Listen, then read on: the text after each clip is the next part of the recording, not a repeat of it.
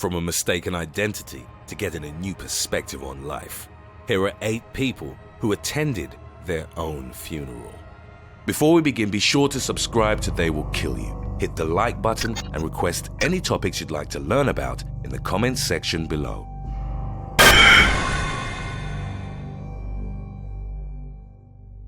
Number 8. Zhang Diyang. In 2016, Zhang Diyang held a mock funeral just to see how many people would attend. Zhang, from China's Shandong province, organized the ceremony because he wanted to separate those who cared about him from those who pretended to. A bachelor with no children, Zhang reportedly did many good deeds for his community. According to Chinese culture, the dead and the living have the same needs. The family must visit the grave regularly, burn incense to feed the dead, and paper money for them to spend in their afterlife. Zhang was worried that no one would take care of him when he died, so he staged the funeral himself.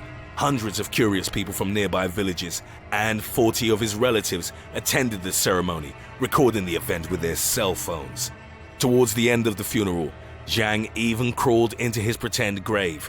Since in Chinese culture, it's unlucky to go into the afterlife without a spouse, the funeral also featured a mock wedding between Zhang and a dead woman.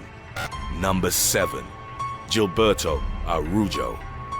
In a morbid case of mistaken identity, Gilberto Arujo, a 41-year-old car washer from Brazil, had the surreal experience of showing up at his own funeral.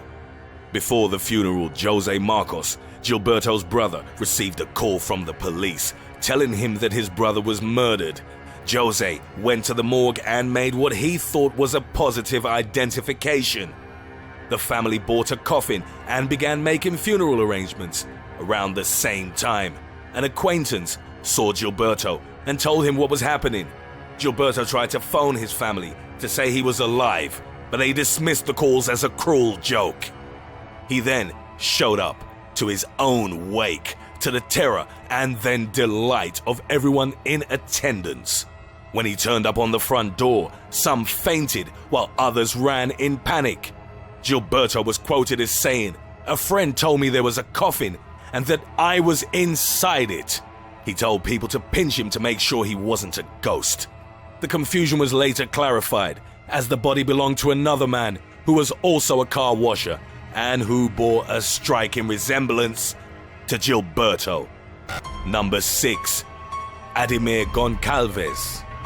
In November 2009, some of Ademir Goncalves' friends and relatives identified him as the victim of a fatal car accident. The corpse had severe disfiguring damage, so they mainly based their identification on the clothes.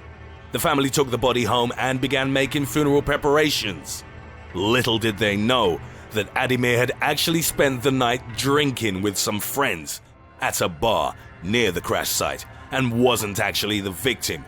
The 59-year-old heard about his funeral as it was taking place and rushed to tell his relatives that he was still alive. Ademir arrived at the funeral home in southern Brazil and shocked everybody in attendance. Some fainted while others tried to jump out the funeral home windows.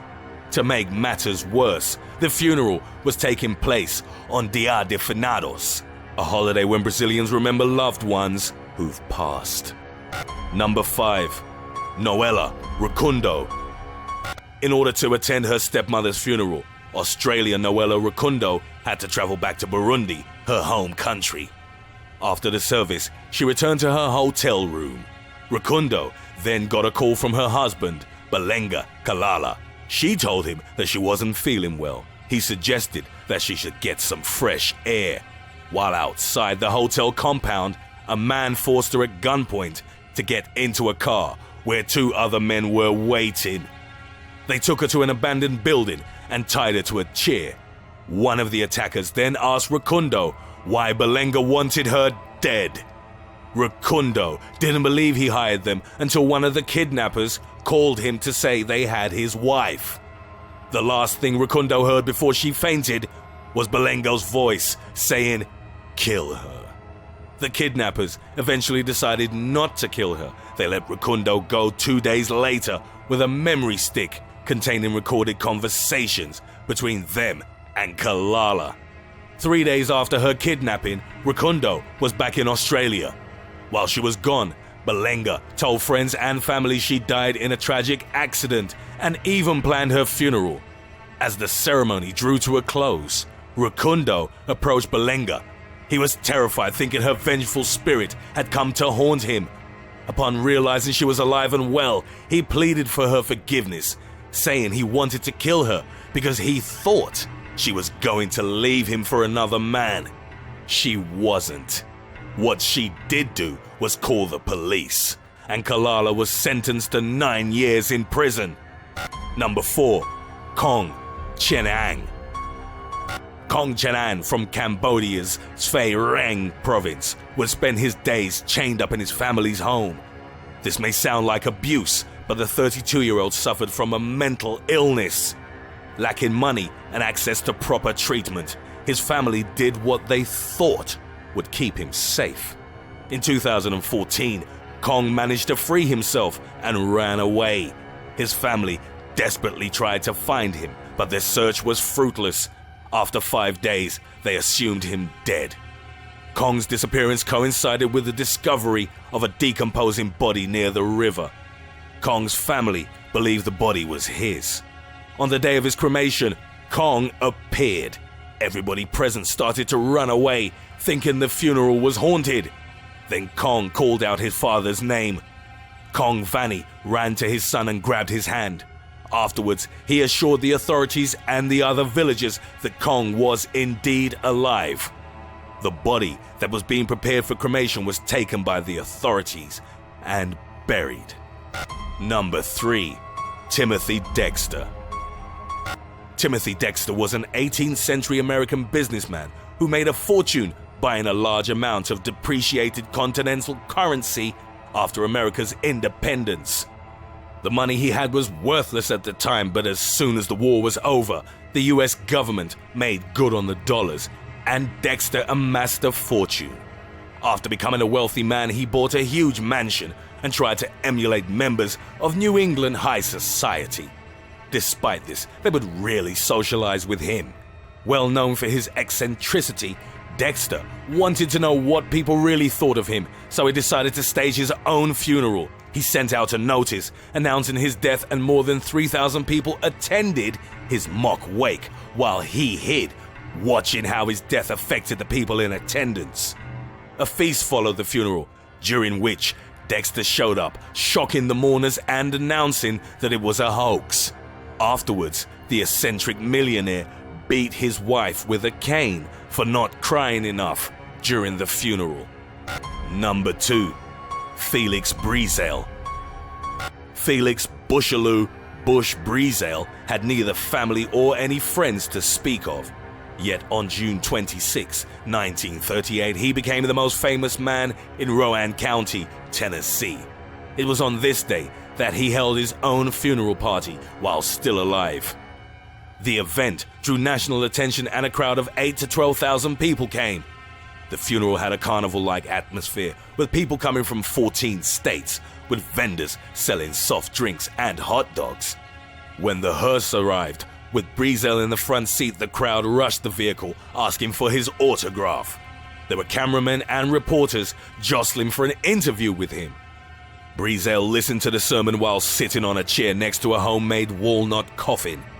Afterwards, he shook hands and signed hundreds of autographs. Breezel was very pleased and described the sermon as the greatest he'd ever heard.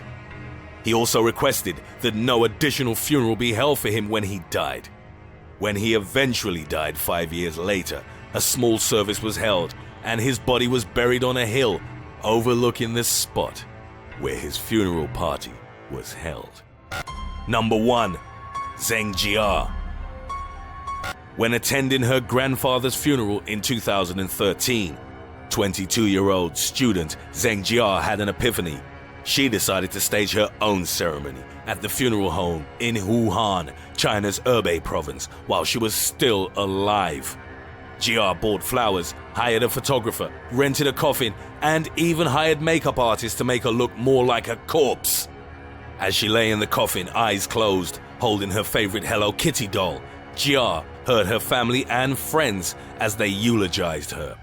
After about an hour, she got out of the coffin and gave a speech, claiming the staged funeral gave her a new perspective on life and made her appreciate it more. It struck me that people spend all that time and effort on someone when they're gone, and they can't appreciate it, she said after the service.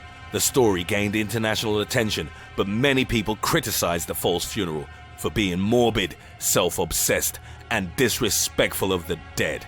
Nevertheless, there were some who were inspired by Jia's soul-searching experiment who decided to stage their own living funerals. On March 15, 2014, Chris Kremers and Lisanne Froome arrived in Panama for a 6-week holiday shortly after their college graduation. After touring Panama for a couple of weeks, the two Dutch girls arrived in Phuket on March 29th.